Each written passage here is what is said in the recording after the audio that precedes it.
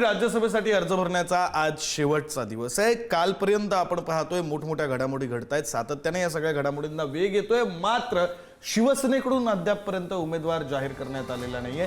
शिवसेनेकडे इच्छुकांची संख्या जास्त असल्याने एक उमेदवार जाहीर करतात की दोन याकडेही लक्ष असेल। त्यामुळे महाराष्ट्रात राज्यसभा निवडणुका बिनविरोध होणार की नाही असा प्रश्न निर्माण झाला। महायुतीकडे एकूण 232 आमदारांची मतं आहेत। याशिवाय शिवसेनेकडे जास्तीची 20 मतं आहेत, राष्ट्रवादीकडे जास्तीची 3 मतं आहेत। त्यामुळे आता शिवसेनेने एक जास्तीचा उमेदवार दिल्यास मतांचं गणित कसं बदलतं हे पाहणं अतिशय महत्त्वाचं असेल।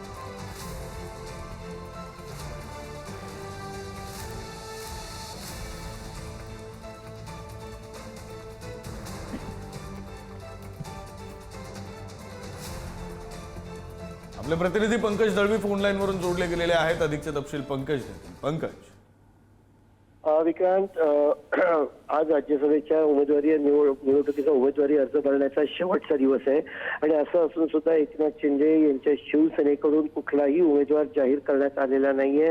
राहुल शेवाळे अर्थात नाव आघाडीवरती आहे, मात्र जाहीररित्या त्यांचं नाव जे आहे ते घोषित केलेलं नाहीये।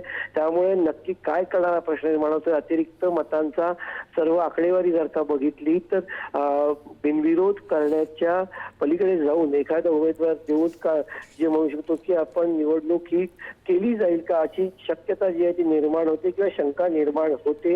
महायुतीचा प्रयत्न जो आहे, विशेषतः भाजपचा प्रयत्न असणार आहे की 7ही जागा महाराष्ट्रातल्या बिनविरोध व्हाव्यात, जेणेकरून सर्वांचे आकडे मेंटेन होऊन स्मूथ जे आहे ते या निवडणुकीची प्रक्रिया पार पाडावी। मात्र आज विकास ठरेल की नक्की 7 उमेदवारांमध्ये 8वा उमेदवार असणार का, असला तर तो कोणाकडनं दिला जाईल।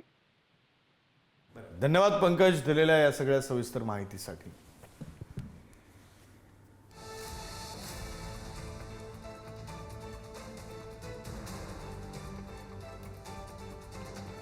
Thank you.